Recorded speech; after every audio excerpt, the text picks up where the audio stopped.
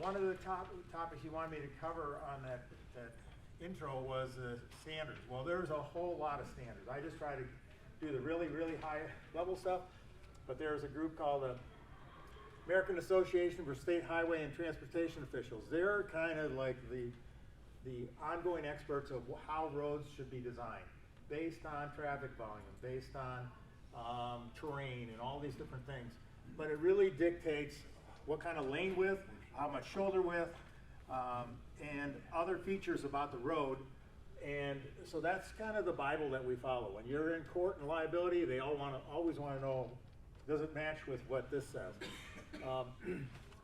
And then MDOT puts together all the construction specifications that by and large the counties use. And that way the bidding community, the contractors know when we say we want you to put an 8 inches of aggregate of a 21A, the contractors know exactly what that is. They know how it has to be placed. And so there's consistency in the bid estimating and actually the bid results. There's a manual for the number of signs, the types of signs, the color of the signs, when certain intersections should go from a two-way stop to a four-way stop. A yield sign is sufficient, or it goes to a flashing beacon and a signal. That kind of stuff is all covered here. And then when you have an MDOT-led job, MDOT's involved. And there's more cost. They're kind of looking over everybody's shoulder. There's MDOT audits, which happen like 3 to 5 years later. You have to go back into the records and start digging. Having somebody who could be better spent building this year's job, go back into the records 5 years ago and be pawing through how much aggregate did you put on this day, and did you test the right amount, and where's your testing report?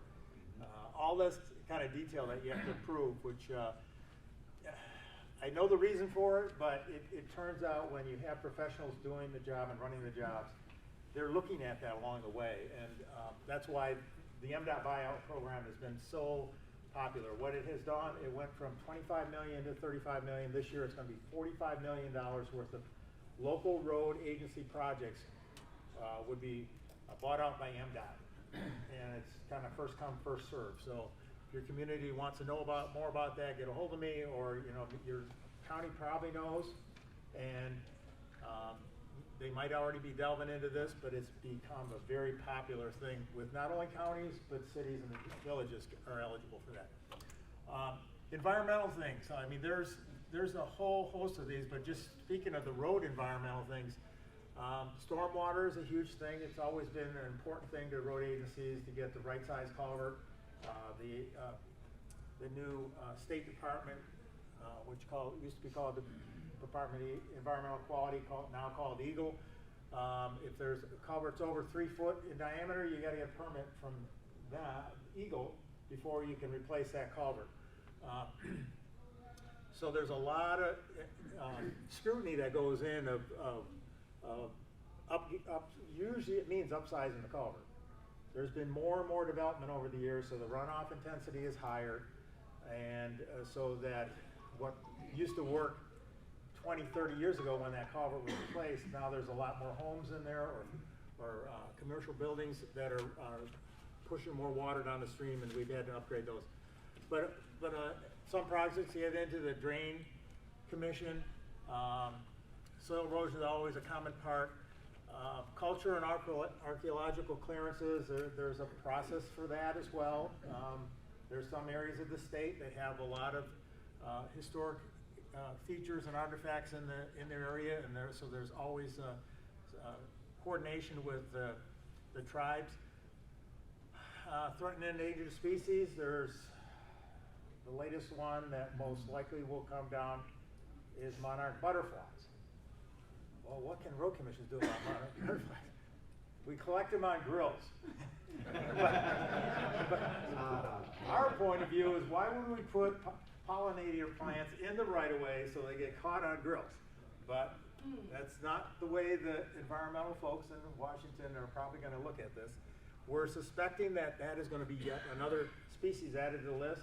We're working already on a plan of how do we mitigate that so that road agents can keep doing what they're doing, and we create the pollinator plants away from the road somewhere so that the two can work together.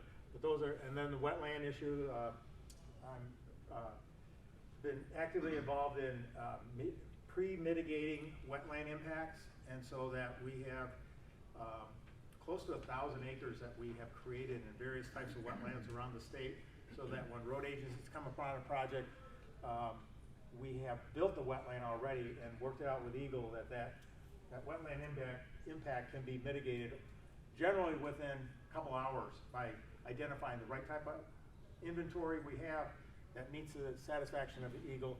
But that took a lot of coordination, been very successful. We're well over 100 projects that we've helped advance right through the chute so they can get to the bid advertising. And then these FAA, when you're working by an airport, there's concerns, or railroads, good luck. It's going to take a long time working with the railroad. Years. 5 years or more.